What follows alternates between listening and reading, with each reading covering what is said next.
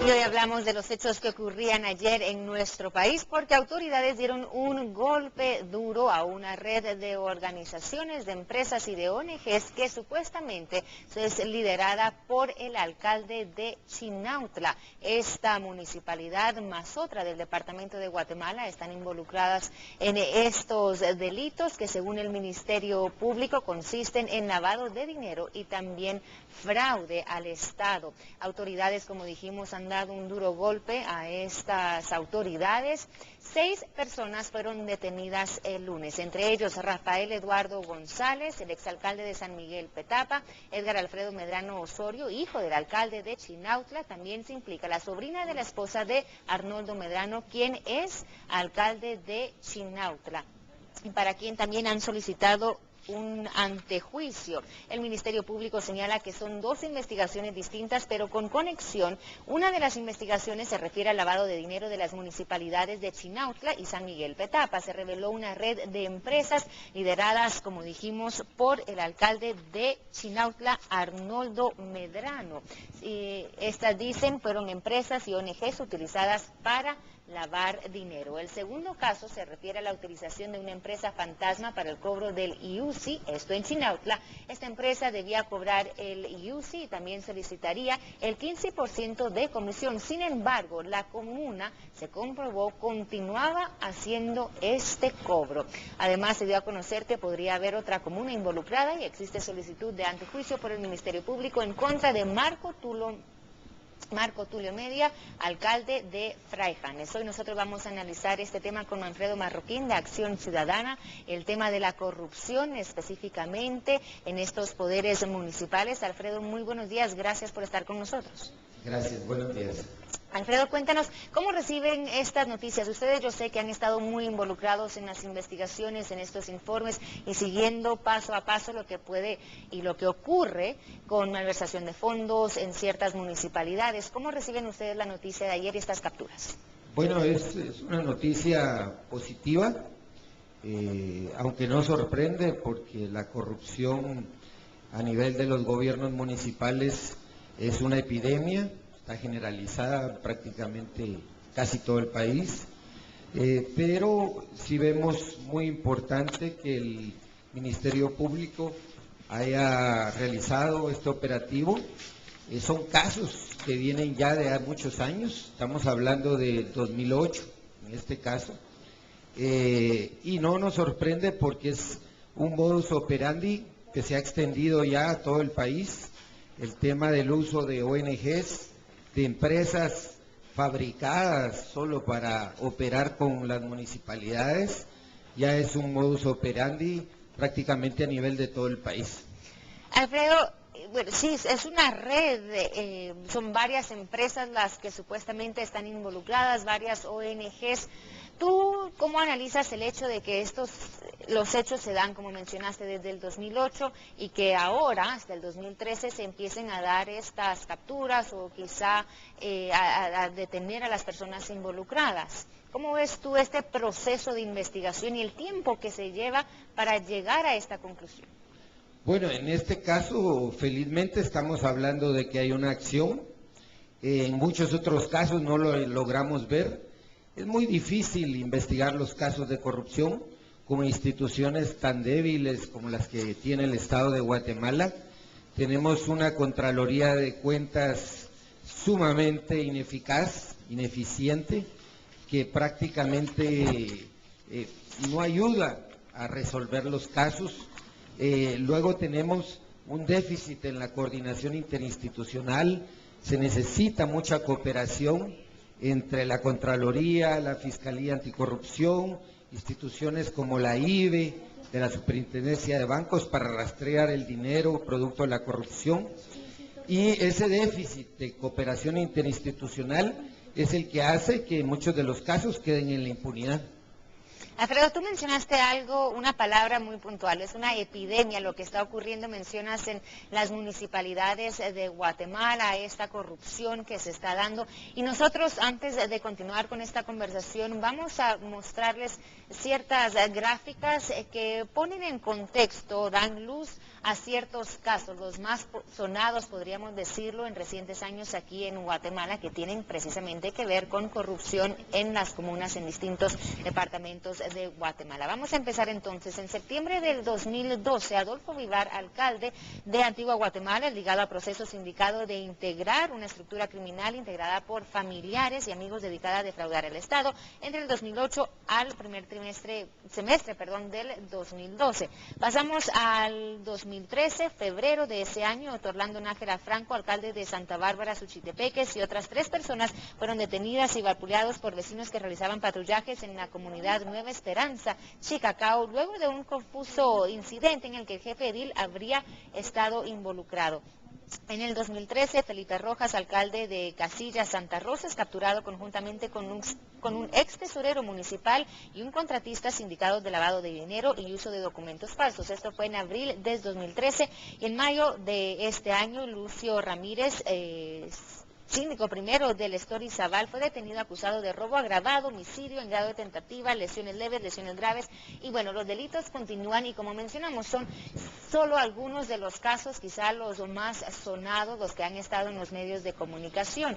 Ustedes como organización, Alfredo, ¿qué es lo que están proponiendo? ¿Qué se debe hacer para seguir estas investigaciones y seguir descubriendo estas redes de crímenes, de criminales que existen en las comunidades en el interior del país, en los distintos departamentos y que involucran específicamente a las municipalidades? Sí, bueno, esto sin contar, María René, las más de 50 solicitudes de antejuicio que hay contra diferentes jefes ediles en todo el país. Lo que vemos es que hay prácticamente una complicidad institucional en muchos casos. La tardanza de la Contraloría de Cuentas en las investigaciones, en los jueces. Ahí vemos un gran problema en el organismo judicial con las solicitudes de antejuicio, porque muchas solicitudes son enviadas a los jueces de paz que están en contacto y en relación con los alcaldes señalados, implicados, y muchas veces niegan estas solicitudes de antejuicio. Así que vemos que hace falta reformas muy importantes. En otros países han habido comisiones anticorrupción que han funcionado muy bien, pero que tienen la integración de esas 3 funciones, la integración de la prevención, la integración de la investigación y la integración del castigo. Aquí los tenemos divididas esas funciones en el Ministerio Público, en la Contraloría de Cuentas y en el organismo judicial. Y en un estado tan débil como el de Guatemala, pues si no se da esa coordinación, prácticamente se asegura la impunidad de los actos de corrupción. ¿Qué están entonces o qué se podría solicitar de las autoridades para agilizar estas investigaciones, estas detenciones, lo que tú acabas de mencionar, para agilizar este proceso? Bueno, mira, hace falta voluntad política, es decir, querer hacer las cosas bien. Nosotros vemos que no se manifiesta esa voluntad política. Cada gobierno tiene un discurso anticorrupción durante la campaña electoral, pero ya en el gobierno actúa igual o mucho peor que el anterior.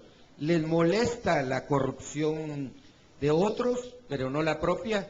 Veamos el caso de Medrano. Medrano ha sido alcalde por todos los partidos políticos que han llegado al gobierno en los últimos 20 años.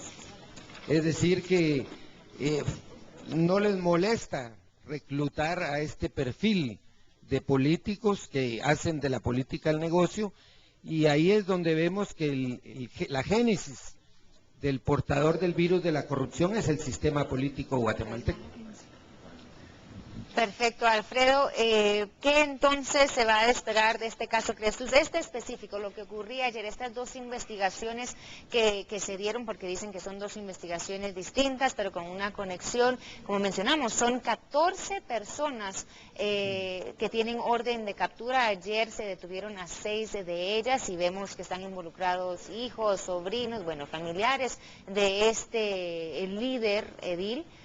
¿Cómo ven ustedes que vaya a proceder esta investigación? Bueno, esta investigación fue posible porque se dio el rastreo del dinero a través de la IBE. Es un caso clásico de lavado. Creemos que, bueno, es una estructura donde se simulaban prácticamente obras, contratos con ONGs que no son más que empresas de fachada que utilizan la figura legal de las ONGs para cometer estos delitos, pero todo el dinero supuestamente de las obras ejecutadas regresaba a los funcionarios ediles. Así que es un caso típico de lavado de dinero, muy claro. Creemos que si hubiera una mayor cooperación entre la IBE y la Fiscalía Anticorrupción, tendríamos que construir prácticamente una cárcel dedicada solo a funcionarios ediles en el país. Claro, da miedo, la verdad, Alfredo, pensar en lo que podría estar ocurriendo en otras municipalidades, actos ilícitos, delitos que se cometen y no tenemos idea de lo que podría estar ocurriendo, ¿no? Esto, como mencionamos, claro, son solo varios casos de los que salen a luz, pero sí da temor, a ustedes les da temor el pensar lo que más está ocurriendo. Pues el daño que se le hace al país, sobre todo social, políticamente, pero también económicamente, porque las economías locales no se dinamizan, porque todo el dinero de la inversión pública se queda en un pequeño círculo que rodea al alcalde, es decir, que ese dinero público no contribuye a dinamizar la economía local, a crear mejores infraestructuras. De hecho, muchas de las obras son motivadas para hacer el negocio, no necesariamente responden a una necesidad de la población, y eso evidentemente nos va rezagando como país porque se pierden muchas oportunidades de generar inversión, empleo a nivel local. Perfecto, Alfredo, agradecemos tu presencia esta mañana en nuestro programa. Gracias por haber estado con nosotros. Importante tema a analizar, importante también trabajo el que ustedes realizan, dándole seguimiento a esas investigaciones, denunciando también lo que ocurre en nuestro país en cuanto a la corrupción, en cuanto a estos actos ilícitos que se llevan a cabo por parte de nuestras autoridades. Muchas gracias y muy buen día. Buen día, María. Bueno, escuchábamos una situación difícil la que se vive en nuestro país. Mencionaba nuestro invitado que son más de 50 antejuicios los que se están solicitando para jefes ediles de ciertas municipalidades en el interior del país, en toda Guatemala. Es importante darle seguimiento. Nosotros ciertamente vamos a estar vigilando muy de cerca esta investigación, lo que ocurría ayer y también otras que están pendientes. Vamos a cerrar este tema con la pregunta del día, como lo hacemos todas las mañanas. ¿Considera que son efectivas las acciones para combatir la corrupción en nuestro país? Déjenos saber a través de nuestras redes sociales, en Facebook y Twitter. Más adelante vamos a compartir sus respuestas y opiniones.